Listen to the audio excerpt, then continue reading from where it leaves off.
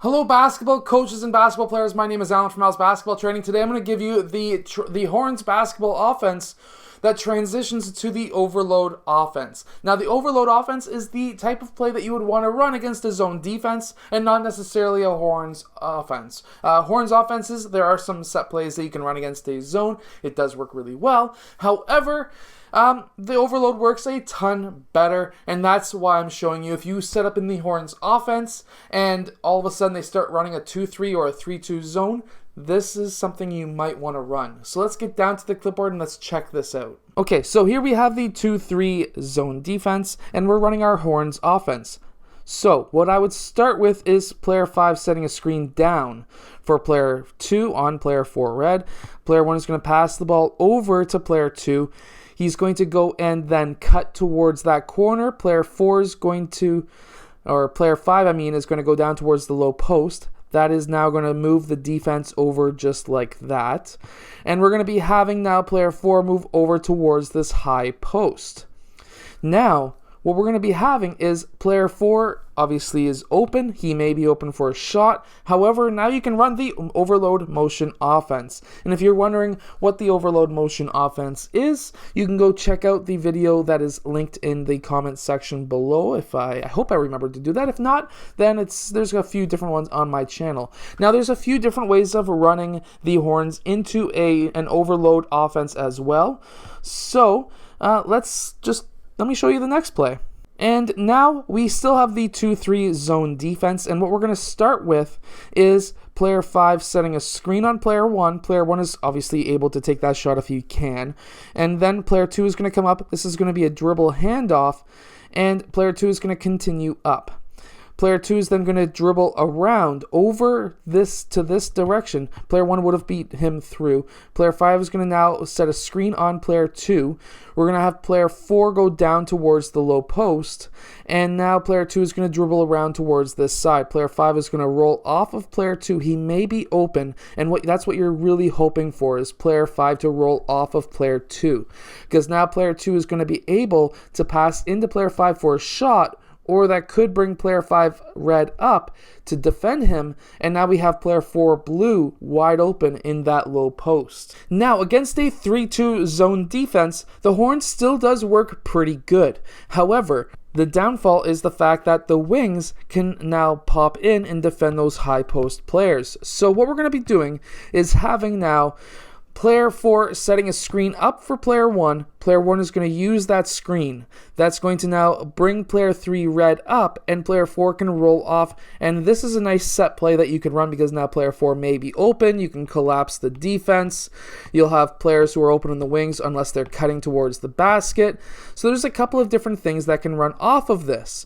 However, if player 4 red comes up to defend and player 4 blue is not able to get that shot, what I want to see is player 4 go down towards that low post, and now I want player 1 to continue to dribble over. He's going to be in single, actually probably double coverage, and we're going to have player 1 pass over to player 2 who could be open for a shot. If player 3 gets down there quick enough though, he won't be able to get his shot off, but now we're in the overload with player 5, 4, 2, and 1. Now here's another play that you can run to get into the overload from the Horns offense. And this is a great play to run. And that is having player 3 get screened by player 4. Player 1 is going to use that screen. He's going to pass over to player 2. Now player 2 could take that shot. We're going to be having player 4 roll off and take up player 5. Now with all this swinging, we may have player 2 open legitimately for that shot.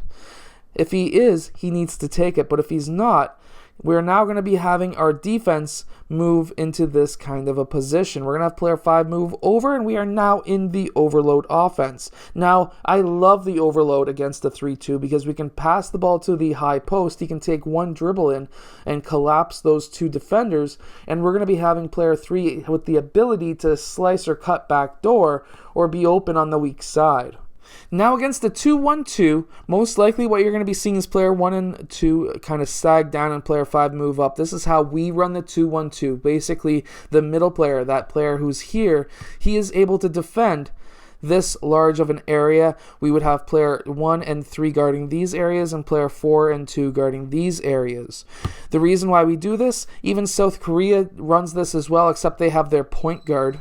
And instead we would have now player 3, he'd be guarding up top, and player 5 would be guarding down low, and you would have the point guard running that whole area. Now, the reason why you would be having that is because this would be a tall point guard who is very fast, and usually point guards are quicker than centers, but we normally do run the center running that whole position. Now, how you would beat this with the overload coming from the Horns offense is to now have player 4 set a screen up for player 1. Player 1 is going to use that screen. That's going to bring player 1 red up, and player 4 is going to roll towards the basket. Now, player 4 could be open for that layup. We could have those two players collapse. We could have some backdoor cuts, and that could be one option.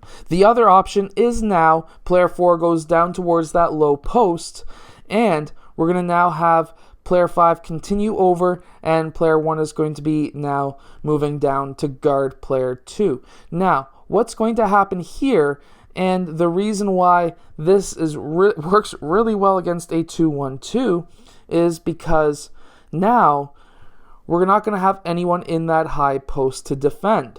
We would have player 5 possibly in the high post to defend. We could even have the defense kind of move out just like so, but now what happens here, and the kind of the down point to this defense, is unless they are really good at running this defense, you're going to be leaving a player wide open on this side of the court. And when you do that, you can feed the ball to one of the two post players. It really does not matter, and they're going to be able to see him cutting towards the high post, mid post, or into the low post for a layup. I hope that you have enjoyed today's video. If you have, hit that like button, subscribe, and I'll see you guys again tomorrow, or actually later on today, for another video.